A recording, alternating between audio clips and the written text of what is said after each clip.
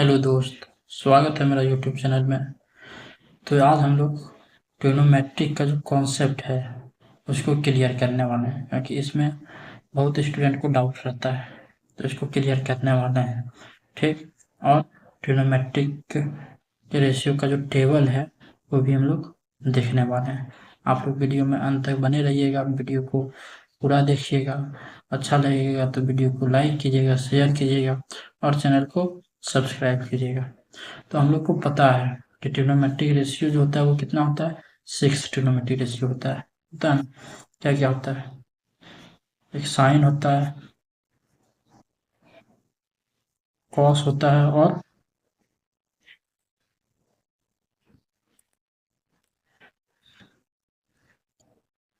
Sign होता है, cos होता है और टेन होता है। ठीक।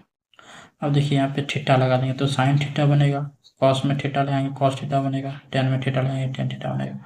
और इसका उल्टा क्या हो जाएगा आपका, साइन का हो जाएगा कॉसेक थीटा, कॉस का हो जाएगा सेक थीटा और टेन का हो जाएगा कॉट थीटा। ठीक। अब कोई भी ट्रायंगल है ना तो उसमें 3 एंगल रहता है, तो हम लोग अभी थीटा लिए हैं। ठीक। ये थीटा, जैसे ये ट्रायंगल हो गया, राइट एंगल ट्रायंगल बनाए ABC, इसमें 3 एंगल है। कौन कौन एंगल है, एक थीटा हो गया, एक अल्फा है और एक बीटा है, आप लोग देख सकते हैं। तो तीनों एंगल के लिए ये तीन जो 6 ट्रिग्नोमेट्रिक रेशियो है, इसका जो वैल्यू आएगा वो अलग अलग आएगा। ठीक। और सिंपल में देखेंगे तो एंगल के सामने जो होगा वो परपेंडिकुलर होता है। तो राइट एंगल ट्रायंगल के केस में क्या होगा, देखिए राइट एंगल ट्रायंगल ये 90 डिग्री है ना। तो 90 डिग्री के सामने हमेशा हाइपोटेनस होगा। और जो कोण हम लोग लेते हैं ना, जैसे कि ये थीटा एंगल ले लिए, ये कोण लिए, तो इसके सामने वाला एंगल, इसके सामने वाला ये हमेशा क्या होगा, परपेंडिकुलर होगा और जो बन जाता है वो बेस होता है। ठीक।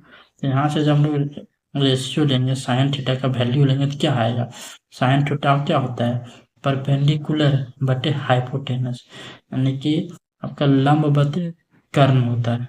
ठीक। तो परपेंडिकुलर यहाँ पे P लिखेंगे और हाइपोटेनस H। ठीक। ऐसे कॉस थीटा का वैल्यू लेंगे तो कॉस थीटा आधार बटे कर्ण होता है। आधार क्या है, बेस है इसके लिए, ये एंगल के लिए आधार कौन है, ये BC है, तो BC B हो जाएगा और हाइपोटेनस यहाँ पे H आ जाएगा। ठीक। सेम टेन थीटा के लिए केस में लेंगे तो टेन थीटा इक्वल टू क्या होता है, P बटे B होता है, परपेंडिकुलर बटे बेस। तो इस एंगल के लिए परपेंडिकुलर क्या है, ये AB है और AB यहाँ पे P है, और इसका बेस जो है वो BC है और BC जो है वो B है। और इसका उल्टा ये हो जाएगा, होगा ना, कॉसेक थीटा क्या हो जाएगा, H बटे P, और सेक थीटा क्या हो जाएगा, H बटे B, और कॉट थीटा हो जाएगा P बटे B बटे P। ठीक। अब ये दूसरा एंगल लेते हैं हम, दूसरा एंगल कौन लेंगे, जैसे कि ले लेते हैं यहाँ पे साइन अल्फा, साइन अल्फा। ठीक। साइन अल्फा आप लोग देख सकते हैं। अब साइन अल्फा ये है तो इसके लिए परपेंडिकुलर क्या आएगा, इसके लिए परपेंडिकुलर B नहीं आएगा। साइन अल्फा ये है तो इसके सामने वाला परपेंडिकुलर बनेगा ये, तो इसके लिए परपेंडिकुलर, परपेंडिकुलर बटे हाइपोटेनस होता है, हम लोग जानते हैं। तो साइन अल्फा के लिए परपेंडिकुलर क्या है, BC है, BC परपेंडिकुलर, और 90 डिग्री के सामने जो है वो हाइपोटेनस हो जाता है, तो AC हाइपोटेनस हो गया। अब BC कितना है, B बटे H, देखो ये। और इसका उल्टा जो होता है वो कॉसेक अल्फा होगा, तो कॉसेक अल्फा इसका उल्टा हो जाएगा, तो यहाँ से क्या हो जाएगा, H बटे B। ठीक। तो साइन अल्फा देख लिया, ऐसे ही कॉस अल्फा लेते हैं, कॉस अल्फा, ये अल्फा एंगल ले रहे हैं, तो कॉस अल्फा क्या होता है, कॉस अल्फा होता है बेस बटे हाइपोटेनस। ठीक है ना। तो बेस क्या होगा इसके लिए, देखिए एंगल के सामने हमेशा परपेंडिकुलर होगा तो BC परपेंडिकुलर हो जाएगा। ठीक है ना। 90 डिग्री के सामने हाइपोटेनस होगा तो AC जो है वो हाइपोटेनस हो जाएगा। ठीक। तो बेस इसके लिए क्या बचेगा, AB हो जाएगा, AB, और हाइपोटेनस क्या आ जाएगा, AC। और ये क्या है, AB जो है वो P है, ये B है, और ये एच है। तो यहाँ से कॉस अल्फा जो निकल के आएगा वो आएगा पी बटे एच। ठीक। और इसी का उल्टा होता है क्या, सेक होता है, सेक। तो सेक अल्फा जो आएगा वो एच बटे पी आएगा। ठीक है दोस्त। अब नेक्स्ट जो है वो टेन। तो टेन अल्फा देख लेते हैं। टेन अल्फा क्या होता है, परपेंडिकुलर बटे हाइपोटेनस। तो इसके लिए परपेंडिकुलर क्या हो जाएगा, टेन अल्फा लेंगे परपेंडिकुलर हो जाएगा बी बी सी बटे, सॉरी हाइपोटेनस नहीं होता है, परपेंडिकुलर बटे बेस होता है। ठीक। तो ये परपेंडिकुलर हो जाएगा, बेस क्या होगा ए बी हो जाएगा, ए बी जो होगा बेस हो जाएगा। तो परपेंडिकुलर क्या हो गया बी बटे, और बेस हो जाएगा पी। तो ये टेन अल्फा हो जाएगा। कॉट अल्फा क्या होगा, कॉट अल्फा इसका उल्टा हो जाएगा पी बटे पी। सेम ऐसे ही हम लोग लेंगे बीटा के लिए। ठीक। तो बीटा यहाँ पे जो है, तो बीटा 90 डिग्री है, इसलिए इसके लिए ये नहीं होगा वैल्यू यहाँ पे, इसके लिए। तो 90 डिग्री से बन रहा है, इसलिए 90 डिग्री में हम लोग जो देखेंगे ना, सिर्फ दो ही एंगल देखेंगे, थीटा और अल्फा। और थीटा अल्फा हम लोग यहाँ पे देख चुके हैं। ठीक। अब हम लोग आते हैं ट्रिग्नोमेट्रिक के वैल्यू देखते हैं, ट्रिग्नोमेट्रिक रेशियो जो है इसका वैल्यू देखते हैं कि साइन जीरो का वैल्यू क्या होता है, साइन 30 का वैल्यू क्या होता है, ये देखते हैं। ठीक। उसके बाद एक्सरसाइज हम लोग 8.2 बनाएंगे, एनसीईआरटी का, क्लास 10 का। ठीक। तो आइए देखते हैं एक्सरसाइज 8.1 जो है वो हम लोग कंप्लीट कर चुके हैं। आप लोग देख सकते हैं चैनल में जाके वीडियो है। तो हम लोग जब टेबल देखते हैं ट्रिग्नोमेट्री रेशियो का टेबल, तो यहाँ पे एंगल दिया गया हुआ है और उसके बाद यहाँ पे डिग्री दिया गया है। ठीक। ये साइन ए है, कॉस ए है, टेन है, पहले ये तीनों समझ लेते हैं। उसके बाद कॉस ए के, सेक ए और डी जो होता है क्या होता है, ये तीनों का उल्टा होता है, ये तीनों का उल्टा होता है। तो इसका उल्टा कर देंगे तो ये वैल्यू आ जाएगा तीन। ठीक। तो देखिए साइन जीरो का जो वैल्यू होता है वो जीरो होता है, साइन 30 डिग्री का जो वैल्यू होता है, 30 डिग्री का वैल्यू जो होता है वो 1/2 होता है, साइन 45 डिग्री का जो वैल्यू होता है वो 1/√2 होता है, और साइन 60 डिग्री का वैल्यू जो होता है वो √3/2 होता है, और साइन 90 डिग्री का वैल्यू जो होता है वो 1 होता है। ठीक। ऐसे ही इसको पलट देंगे, इधर से ये गया साइन का आ गया, साइन का, और इसको उल्टा कर देंगे तो कॉस का आ जाएगा। तो कॉस 0 डिग्री का वैल्यू 1 होगा, कॉस 30 डिग्री का वैल्यू √3/2 होगा। √30 देख लिए, √45 का सेम ही रहता है साइन कॉस में 1/√2, और कॉस 60 डिग्री का वैल्यू जो होता है ये 1/2 हो जाएगा ये जो। ठीक। और कॉस 90 डिग्री का वैल्यू 0 हो जाएगा।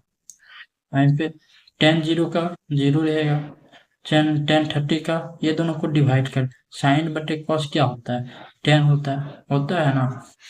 ये फॉर्मूला हम लोग नहीं देखे थे, यहाँ पे देख लेते हैं।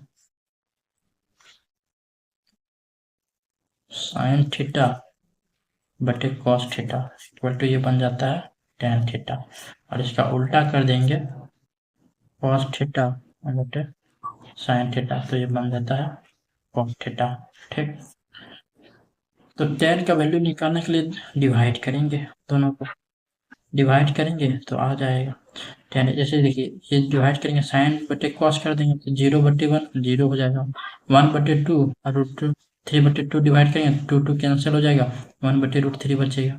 यहाँ पे देखिए 1/√2 1/√2, इसको डिवाइड करेंगे तो ये दोनों कैंसिल हो जाएगा, 1 बचेगा। √3/2 और 1/2 को डिवाइड करेंगे, 2 2 कट जाएगा, √3 बचेगा। और जब 1/0 से जब डिवाइड करेंगे तो ये अप्रभाषित हो जाएगा। ठीक। हम लोग को पता है कोई भी चीज को यदि 0 से डिवाइड करते हैं तो वो अपरिभाषित हो जाता है। ठीक। अब देखिए यहाँ पे सेम कॉस से क्या होता है, उल्टा होता है। तो 0 को 0 से डिवाइड करेंगे तो अपरिभाषित हो जाएगा, इसको उल्टा कर देंगे तो ये 2 हो जाएगा, पलट देना है, इसको उल्टा करेंगे √2 हो जाएगा, यहाँ पे 2/√3 हो जाएगा, और 90 डिग्री 1 हो जाएगा। तो कॉस से देख चुके हैं, सेक भी जो होगा वो कॉस का उल्टा होगा, एक का उल्टा एक ही होगा। यहाँ पे √3/2 का उल्टा करेंगे 2/√3 हो जाएगा।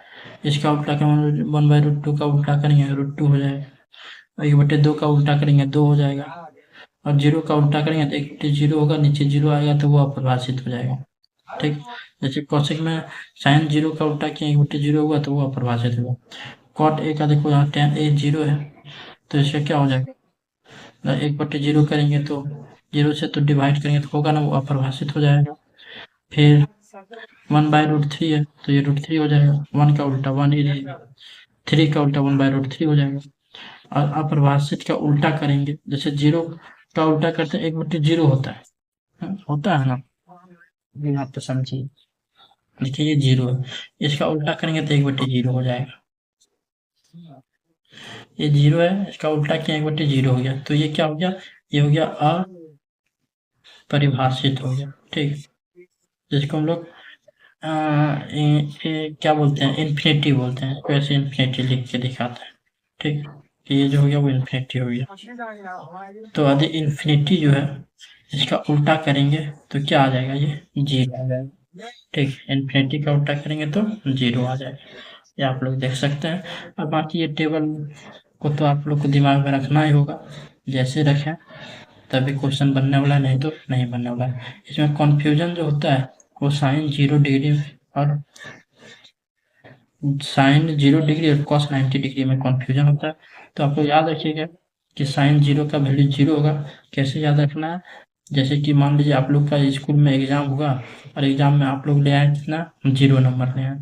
0 नंबर ले आए तो टीचर जो था वो बोला कि तुम लोग जाओ अपना पेरेंट से, गार्जियन से इस पे साइन करवा के लाना, जो मार्कशीट होता है ना उस पे 0 आ गया आपका नंबर, तो वो बोला कि जाके मार्कशीट पे गार्जियन का जो है वो साइन करवा के आना, नेक्स्ट दिन हम लोग चेक करेंगे। तो ऐसे याद रखिए कि साइन करवाने गए 0 नंबर था, इसलिए पेरेंट से साइन करवाने को टीचर ने बोला था। तो साइन 0 0 हो जाएगा तो कॉस 90 डिग्री 0 होगा, सिंपल है।